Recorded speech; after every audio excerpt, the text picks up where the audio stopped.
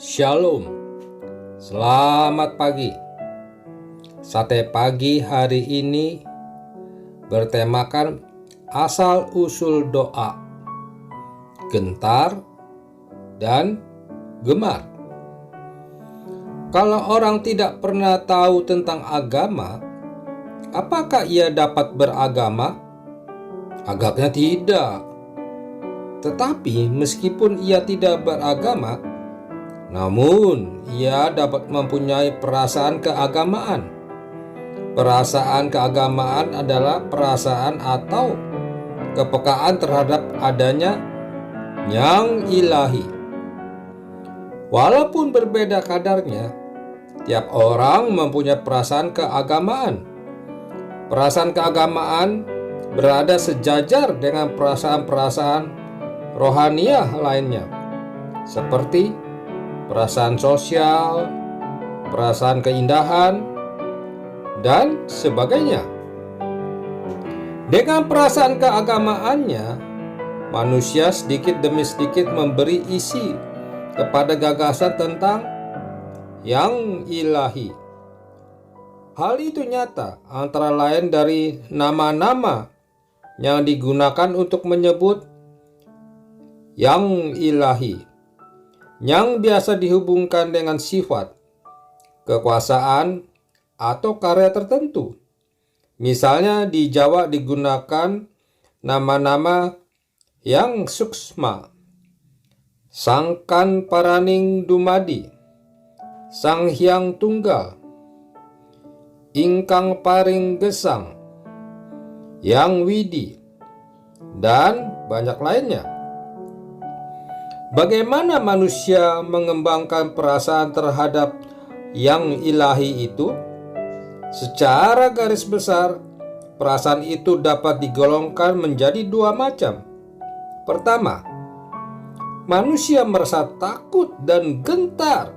Yang ilahi dialami manusia sebagai sesuatu yang dahsyat, sangat berkuasa, gaib, tak terhampiri, dan penuh murka. Manusia merasakan sifat itu kalau berhadapan dengan kematian, gempa bumi, gunung meletus, topan, petir, gerhana, dan sebagainya. Di hadapan kuasa-kuasa itu, manusia merasa diri kecil dan tak berdaya.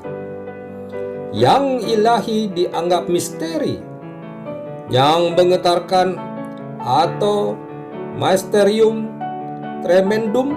Kata Latin tremendum berarti mendahsyatkan atau menggentarkan. Kedua, manusia merasa tertarik dan terpesona. Yang ilahi di dalam manusia sebagai sesuatu yang baik, menyenangkan, menenteramkan, dan menakjubkan. Manusia merasakan sifat-sifat itu kalau berhadapan dengan kelahiran, hasil panen, pergantian malam dan siang, pergantian musim, dan sebagainya. Di hadapan kuasa-kuasa itu, manusia merasa damai dan bahagia. Yang ilahi dianggap sebagai misteri yang menggemarkan atau mysterium fascinosum. Kata Latin fascinans berarti mengasihkan atau menggemarkan. Jadi, yang ilahi adalah kuasa yang sifatnya sekaligus menggentarkan dan menggemarkan.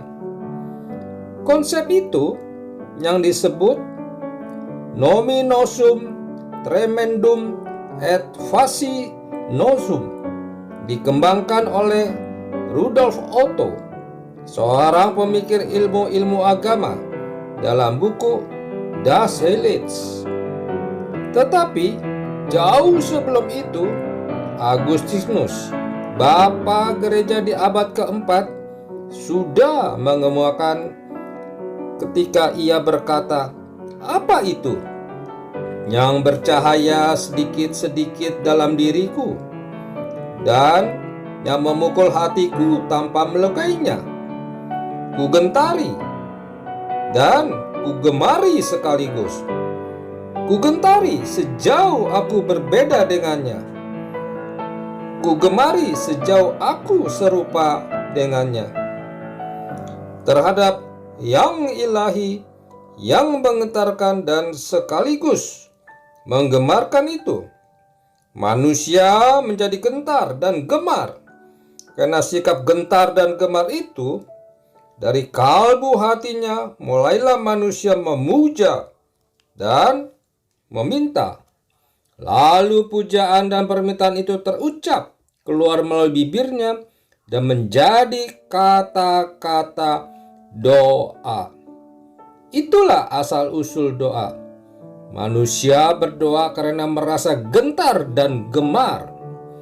Sebuah soalnya mengundang kita berpikir adalah, apakah Allah Bapa dalam Yesus Kristus merupakan misteri menggentarkan dan menggemarkan, sehingga doa kita kepadanya hanyalah ungkapan rasa gentar dan gemar? Ataukah doa kita berkembang menjadi ungkapan hubungan personal yang real, ibarat hubungan sehari-hari antara anak dan orang tuanya? Mari kita berdoa. Bapa Surgawi, terima kasih ya Tuhan. Kami belajar lagi mengenai doa, asal-usul doa, dan biarlah kami dapat lebih banyak mengerti misteri doa di dalam kehidupan kami. Karena doa adalah komunikasi kami bersama Tuhan. Terima kasih ya Tuhan. Dalam nama Tuhan Yesus kami berdoa.